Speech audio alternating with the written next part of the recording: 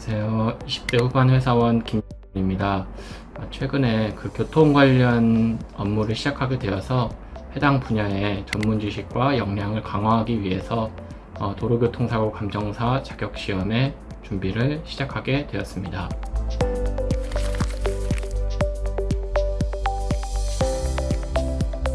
저의 총 수험 기간은 5개월 정도이며 퇴근 후에 하루에 2-3시간씩 공부를 꾸준하게 했던 것 같습니다. 처음에 직장 덕분에 교통 법규 관련된 전문 지식은 그래도 어느 정도 있었으나 그 외에 기초 수학이나 물리학적인 지식은 다소 부족했다고 판단하고 있습니다.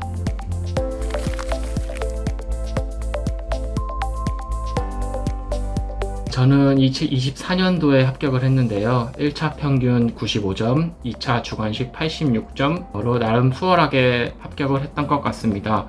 이제부터 각 과목별 학습 방법에 대해서 간단하게 소개해 드리겠습니다. 우선 교통 관련 법규는 96점이었습니다. 직장에서 교통 관련 법규에 대한 사전 지식이 있었기 때문에 공부하기에 굉장히 수월한 과목이었습니다. 교통 관련 법규는 수험생 입장에서 범위가 제일 넓은 과목이라고 생각을 합니다. 그렇기에 기출 문제 위주로 암기를 선행한 후에 남는 시간에 교재에서 공부량을 넓히는 것을 추천드립니다.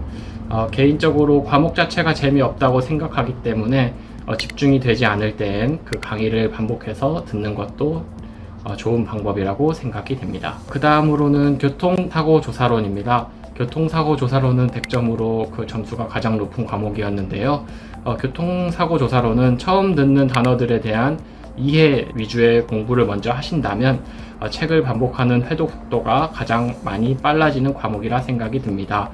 강의를 통하여 개념의 이해를 마치셨다면 책을 반복해서 보실 때 모르는 부분을 집중적으로 반복해서 학습하시면 공부를 가장 빨리 마칠 수 있는 과목이기도 합니다. 마지막으로 기출을 통하여 한 번 더 점검한다는 생각으로 공부하시고 틀린 부분만 반복하신다면 고득점까지 문제가 없을 것이라고 생각이 됩니다. 다음으로는 교통사고 재현론입니다. 점수는 88점이었고요.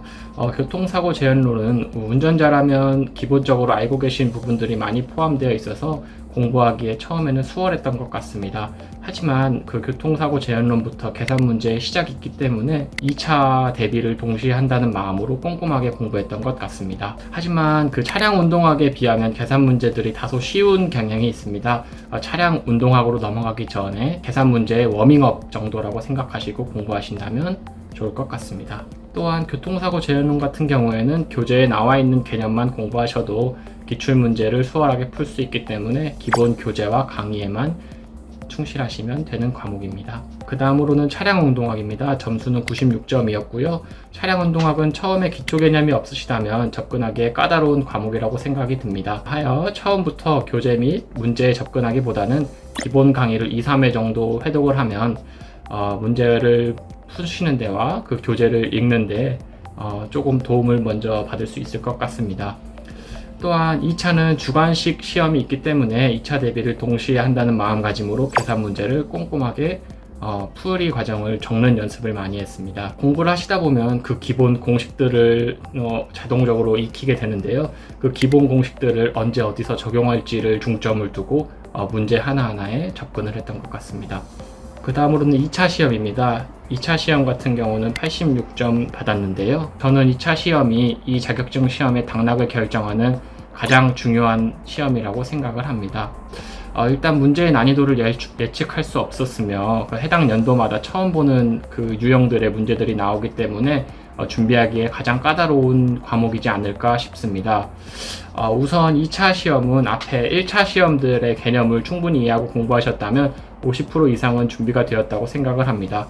그리고 추가적으로 주관식에 사용되는 필요한 개념 부분들을 1차 과목들과 접목시켜서 문제를 풀었으며 주관식이기 때문에 문제의 부분 점수들이 있습니다. 하여 꼼꼼하게 풀이 과정을 쓰는 연습을 해서 모르는 문제가 나오더라도 부분 점수가 받을 수 있도록 노력을 많이 했던 것 같습니다. 또한 너무 매해 출제되는 특이한 문제들에 집중하기보다는 기본에 충실하게 대비하신다면 합격 점수를 넘기기에는 충분하다고 생각이 듭니다. 마지막으로 간단하게 정리하자면 1차 객관식은 처음 강의를 통해 2회 위주의 공부에서 마지막엔 교재와 사기는 기출회독으로 마무리하였고요.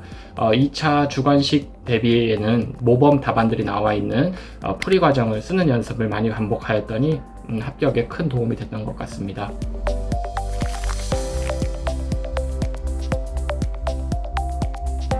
박승범 교수님의 그 강의를 공부가 안 될 때는 주로 많이 들었는데요. 그 강의를 듣는 것만으로도 저도 모르게 그 개념들이 머릿속에 들어와서 이해가 조금 더 수월했고, 공부를 별로 집중이 안 될 때에는 강의를 반복하는 것도 큰 도움이 돼서 박승범 교수님께 감사 말씀드립니다.